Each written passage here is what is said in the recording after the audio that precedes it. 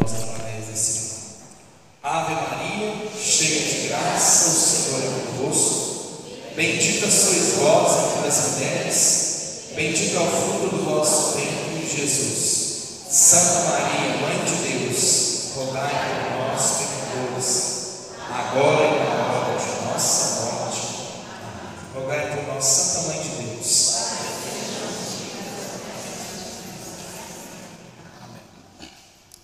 Boa noite. Louvado seja o nosso Senhor Jesus Cristo. Boa noite. Eu aceito vocês falar só assim, boa noite, agora para sempre ser louvado, não, porque boa noite era para mim, agora, né, para sempre seja louvado era para Jesus. Louvado seja nosso Senhor Jesus Cristo.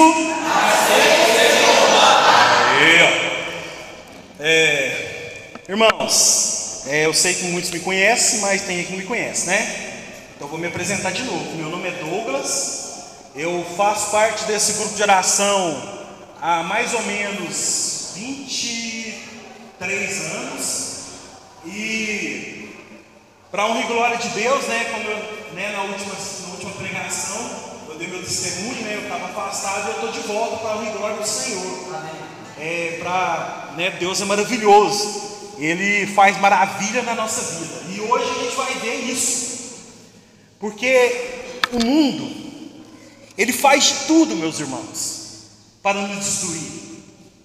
O inimigo de Deus, o demônio, ele faz de tudo para nos destruir, para nos deixar só o carro.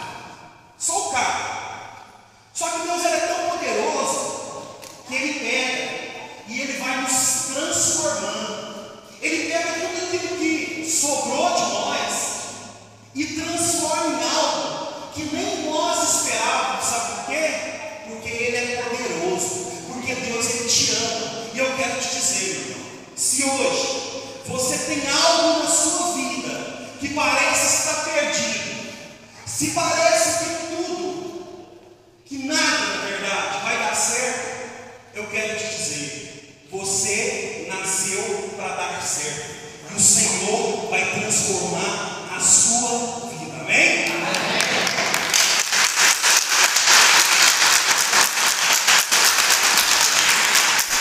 Para confirmar isso no nosso coração, eu te convido a abrir a palavra de Deus em Jeremias, no capítulo 18, a partir do versículo 1.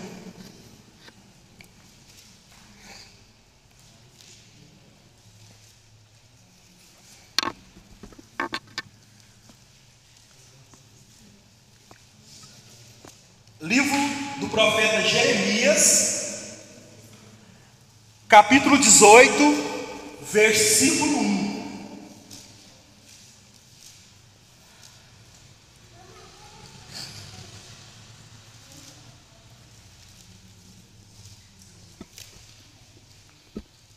Amém? Foi dirigida a Jeremias a palavra do Senhor nesses termos: vai, desce à casa do oleiro, e ali te farei ouvir a minha palavra. Desci então à casa do oleiro, e o encontrei ocupado a trabalhar no torno. Quando o vaso que estava a modelar não lhe saía bem, como costuma acontecer nos trabalhos de cerâmica, punha-se a trabalhar em outro à sua maneira. Foi então esta a linguagem do Senhor: casa de Israel, não podereis fazer de vós o que faz esse oleiro? Oráculo do Senhor. O que é argila em suas mãos, assim sois vós nas minhas, casa de Israel. Ora anuncia uma nação a um reino, que eu vou arrancá-lo e destruí-lo. Mas se esta nação, contra a qual eu pronunciei, se afastar do seu mal, do mal que cometeu, arrependo-me da punição que resolvera castigá-la. Outra vez, em relação a um povo e a um reino, resolvo edificá-lo e plantá-lo, Se porém tal nação proceder mal diante dos meus olhos e não escutar a minha palavra, recuarei do bem que ele decidira fazer. Assim, portanto, dirige-te agora nesses termos à casa de Judá e aos habitantes de Jerusalém. Eis que diz o Senhor: nutro o desígnio de lançar-vos uma desgraça. Tenciono um projeto contra vós. E agora o mais importante: voltai todos, portanto, do mau caminho. Emendai vosso proceder e os vossos atos. Palavras do Senhor. Vamos dar uma salva de palmas para a palavra de Deus. Força! Aleluia! Amém. Irmãos, olha como é que essa palavra ela é forte, né? Jeremias estava lá, né, no seu dia a dia como profeta, e Deus resolve falar com ele. E eu vejo que o Senhor, naquele tempo, ele falava com o povo de Israel, mas o Israel de Deus hoje é eu e você, amém? Todos aqueles que aceitaram a salvação de Jesus, que aceitaram a graça de ser salvo, de ser santo, que é batizado, esse é o Israel de Deus. A partir de Jesus Cristo, as nações de toda a terra tornou-se o povo de Deus. E Deus ele fala particularmente para cada um de nós. Melhor, Deus fala para você. Sabe por quê? Vem falar do oleiro e do trabalho que o oleiro fazia com a argila, com o barro, amém? Todo mundo sabe aqui o que é argila, né? Argila é o barro que é usado para fazer muitas coisas, dentre elas muitas peças de artesanato, dentre elas vasos. E eu quero dizer para você, meu irmão, que eu e você, nós somos barro, amém? Tanto é que a palavra de Deus lá em Gênesis, no capítulo 2, versículo 7, vai falar: e Deus formou o homem do barro, do pó da terra. Na Bíblia de Jerusalém fala ainda da argila do pó da terra.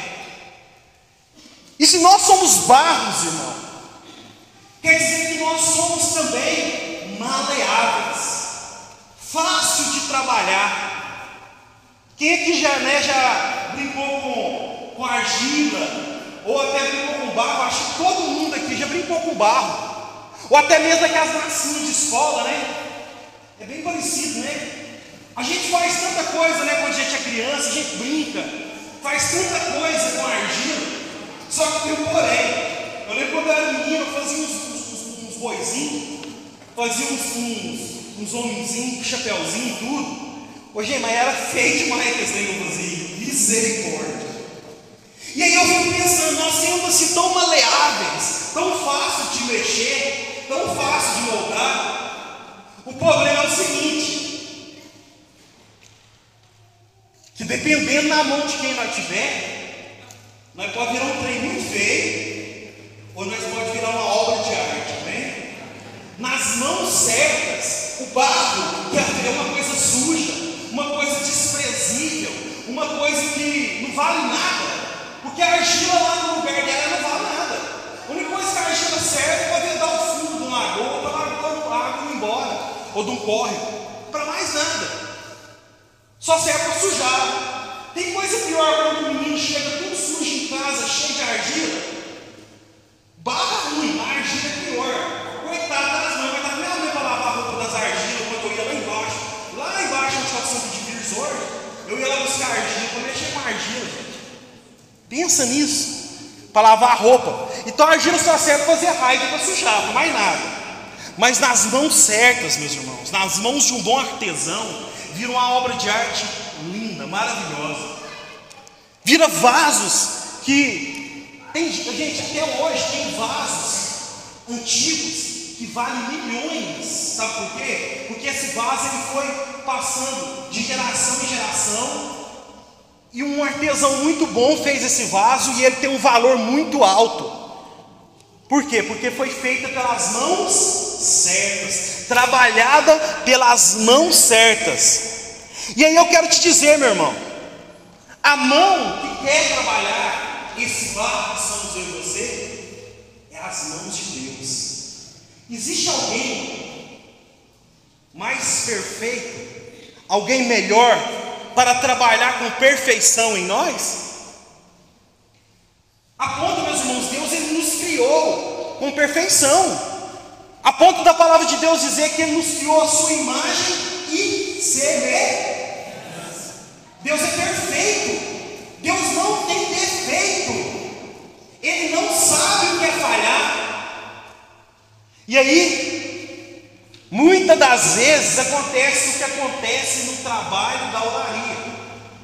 O torno, gente, né, que o oleiro trabalha para fazer o vaso, você já deve ter visto em filme, mas antigamente era como se fossem os pedais que tocavam aquele torno. Aquele oleiro, ele usava o corpo dele inteiro, ele dava tudo de si para trabalhar naquele vaso. E aí ele coloca o barro no centro do torno, porque o torno ele tem um centro, um lugar bem no meio, porque se colocar do lado o barro vai ficar assim, não tem como ele trabalhar. Mas fica no centro, ele roda certinho, e ele vai trabalhando, moldando, dando formato, dando forma com as suas próprias mãos naquele vaso. Só que tem uma coisa: se o barro ele arredar do lado, ele sair do centro, ele sair do meio, ele começa a deformar. É trem mais doido, né? Ele começa a deformar. E nós muitas vezes somos assim.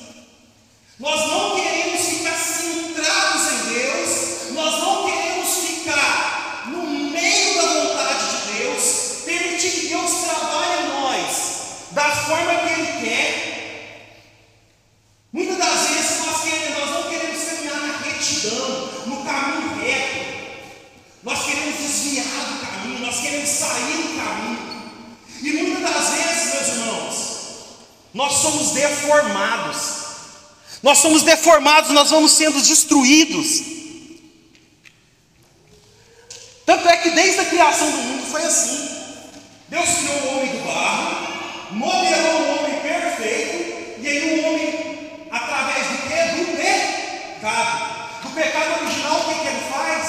Ele traz para a sua vida, que é uma vida de natureza santa, de natureza perfeita, a natureza que Deus criou para nós sermos. Gente, a nossa natureza era ser perfeitos. Aí o que acontece? O homem se desordena. A igreja vai chamar de paixões desordenadas. O homem entra na desordem, naquilo que é fora da ordem de Deus, que é fora do natural. E aí, o interessante, meus irmãos, que tem tanto a ver isso, quando nós saímos da desordem, porque a ordem é como se fosse um exemplo, né? Igual eu falei, o caminho da retidão. Você vai caminhando reto.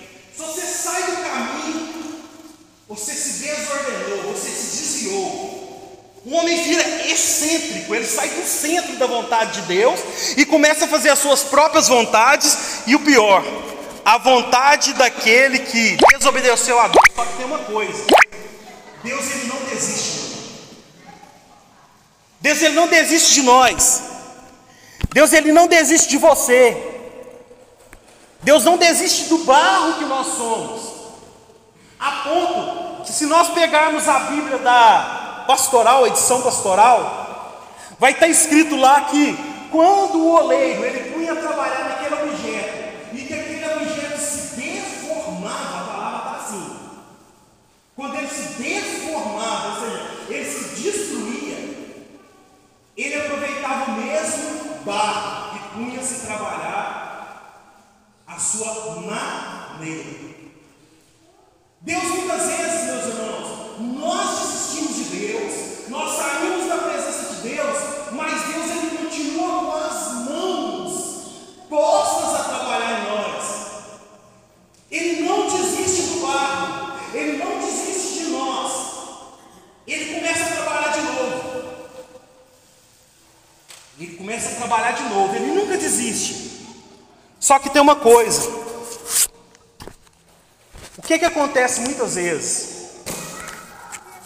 Acontece uma coisa terrível, que nós fazemos aquilo que os nossos pais fizeram. Nós começamos a ser trabalhados de novo, mas nós de novo saímos da presença de Deus. Deus, Ele quer colocar as mãos em nós e nós saímos da vontade de Deus. E quando que nós fazemos isso? Quando nós pecamos, amém? Não tem como, meus irmãos. Deus, Ele quer trabalhar. Nós somos maleáveis, amém? Aí eu quero saber, quem é que tem trabalhado na nossa vida? Se não é Deus, meus irmãos, é o demônio. Porque a palavra de Deus, ela vai dizer lá em 1 São João. Lá em 1 São João, a palavra de Deus, ela vai dizer, e é muito forte isso, no capítulo 3, no versículo 8, aquele que peca é do demônio. Isso é grave, meus irmãos. Eu queria falar coisas bonitas para vocês, mas eu vim aqui para falar o que Deus quer.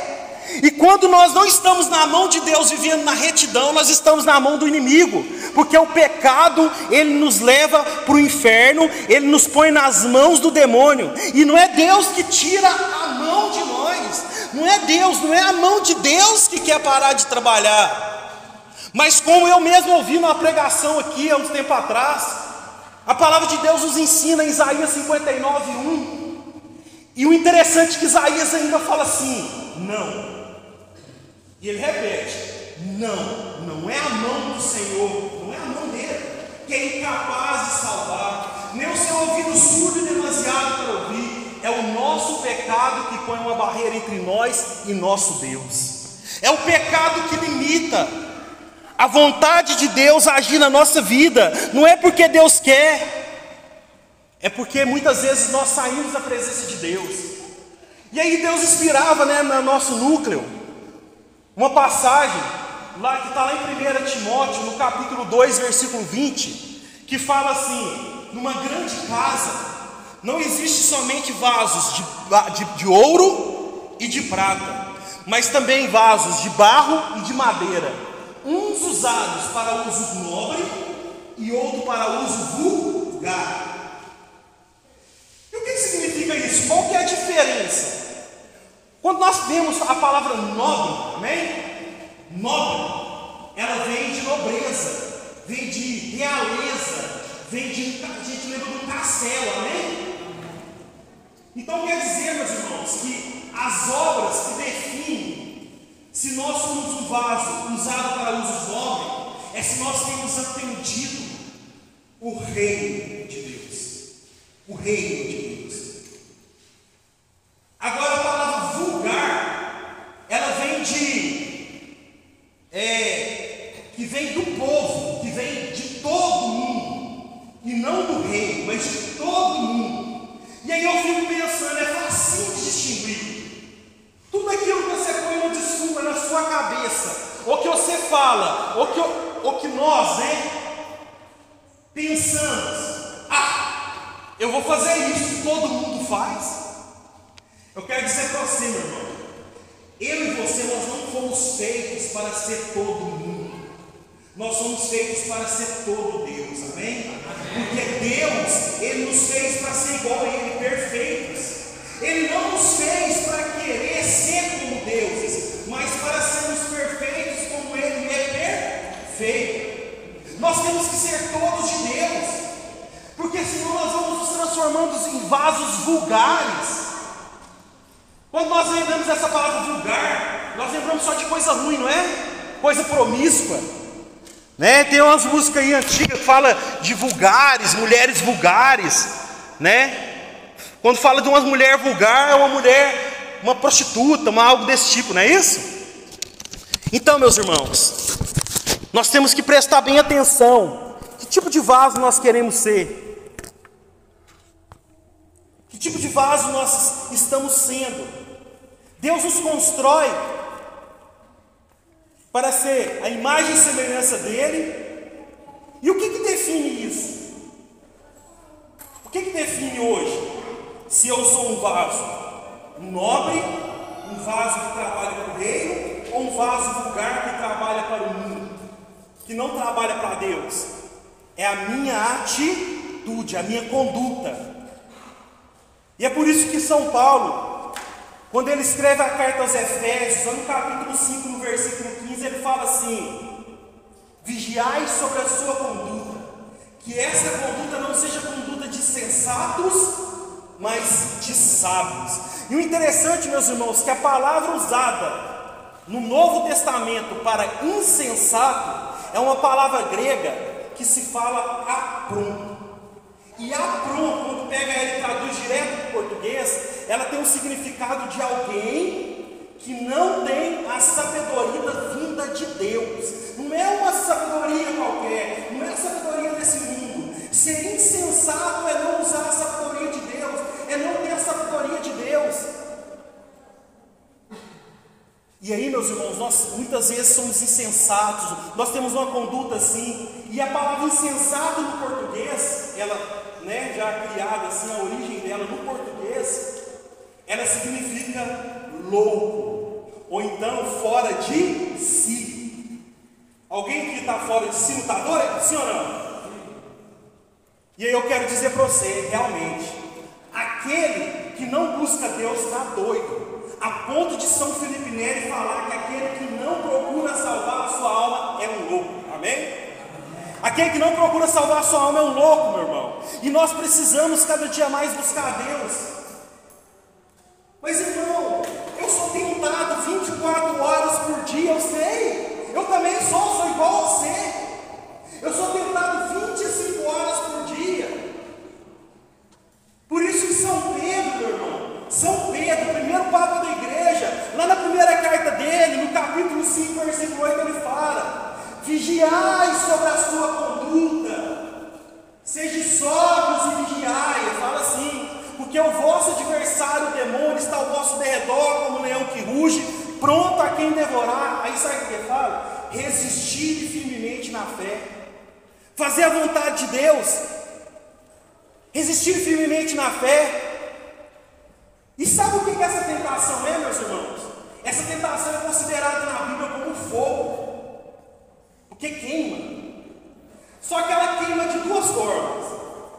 Ela queima para nos purificar, para nos temperar e para nos condenar. A escolha é nossa. Nós escolhemos se a tentação vai nos condenar ou se ela vai nos purificar, se ela vai nos fazer forte. Quando nós estudamos o livro de Eclesiastes, lá no capítulo 2, versículo 5, fala assim: o ouro e a prata é provado pelo fogo, e o homem é agradável a Deus pelo cadinho da humilhação. Cadinho, que para quem não sabe, é um instrumento onde eles separa o metal, o minério. O ouro também é assim, e a prata da escória. E aí eu quero te falar, se você não passar pelo fogo, você vai ficar misturado na escória. Mas se você passar pelo fogo, meu irmão, você vai ficar puro, que nem o ouro dessa aliança que você usa, desse cordão que você usa, brilhante, perfeito e caro. Você vai ficar caro, você vai valer muito. Agora, pelo contrário, você vai ficar, eu e você, nós vamos ficar que nem o barro, valendo nada. E também pelo fogo, quando nós vamos ver como é que é feito, o oleiro faz o vaso, amém? E o que ele faz depois que ele faz o vaso? Se ele deixar de qualquer jeito, o vaso vai quebrar fácil, vai rachar. Ele pega o vaso e coloca no forno, numa temperatura muito alta. E ali o vaso ele é temperado, amém? Ele vai tomando forma, ele vai esquentando e ele vai endurecendo. O problema é que quanto mais fica no forno, mais duro fica. Alguém aqui já comprou tijolo que eles falam, acho que é requeimado, não sei, assim? É o tijolo, você já viu, mano? É o tijolo que fica lá mais perto do fogo. Esse tijolo, ele cai no chão, ele quebra mais fácil do que os outros, amém? Porque ele está tão duro que ele quebra fácil. Se você bater ele assim, ele é o mais duro dos tijolos. Quanto mais tempo fica no fogo, mais duro fica, mais resistente fica. contra impacto, né? Agora contra outras coisas é parte fácil, mas no caso, eu quero explicar aqui porque nós temos que passar por esse fogo da provação, meu irmão. O fogo que nos prova, é o mesmo fogo que nos faz fortes, é o fogo que nos aperfeiçoa. São Tiago, ele ensina lá na sua carta, no capítulo 1, no versículo 2, 3 e 4, ele fala: caríssimos, é de suma alegria. Veja o que ele fala, é de muita alegria, quando passares por diversas provações, levando em conta que a prova da vossa fé produz a paciência, mas é necessário que essa gere o seu fruto, a fim de seres íntegros, perfeitos e sem fraqueza alguma. Quer ser forte? Passa pelas provações. Permita-se passar pelas provações. Deus, ele permite as provações, meus irmãos, para que nós nos tornemos fortes. Para que nós nos tornemos fortes. Mas Douglas, mas se Deus não quer que nós peguemos, por que ele permite que nós sejamos tentados? Porque, meu irmão, não é culpa de Deus isso. É culpa dos nossos pais, Adão e Eva. Por causa da culpa original, nós carregamos a concupiscência do pecado, que é o desejo de pecar, que é a inclinação ao pecado. Só que tem uma coisa é o pecado, ele ser gerado na nossa mente. Vai depender de mim e de você. Nós vamos deixar esse pecado ele sendo gerado até ele dar a luz para nascer o pecado? A tentação é isso, é o pensamento de pecado. Se eu pensar, se uma mulher passar ali na rua ali, vestida que nem uma prostituta, porque está difícil hoje, tá? Vestida que nem uma prostituta, e eu olhar para ela e passar na minha cabeça, que é claro que eu sou homem, né?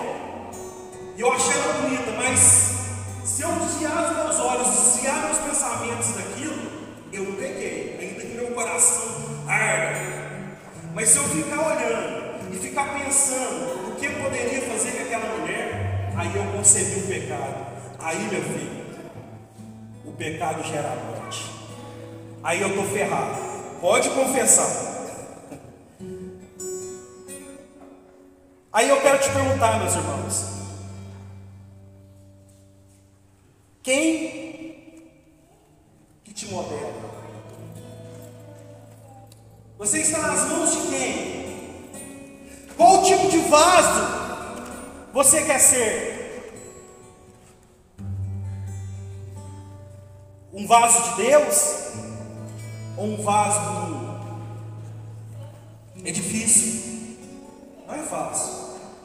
Mas se você deixar Deus ele sonhar em ti, ele deixar Deus trabalhar em você da forma que ele te planejou, da forma que ele sonhou, quando Deus ele estava lá e ele sonhou com você, ele planejou tudo certinho, perfeito. E é isso que Deus quer fazer hoje na sua vida, amém? Então deixa Deus ele te moldar, deixa Deus ele sonhar em você, deixa Deus tomar conta da sua vida, amém? Feche seus olhos, irmãos. Vai pensando. Pensa um pouquinho, como você tem vivido a sua vida? Como tem sido a sua conduta? Você tem deixado Deus decidir o que Ele quer fazer na sua vida? Você tem deixado as mãos de Deus trabalhar em você? Ou é o inimigo de Deus que tem trabalhado?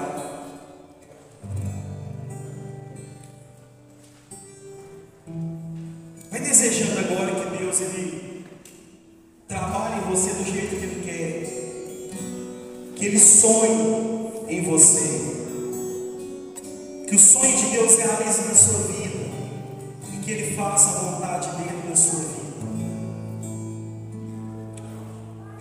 Vai pensando nisso, vai desejando isso no seu coração.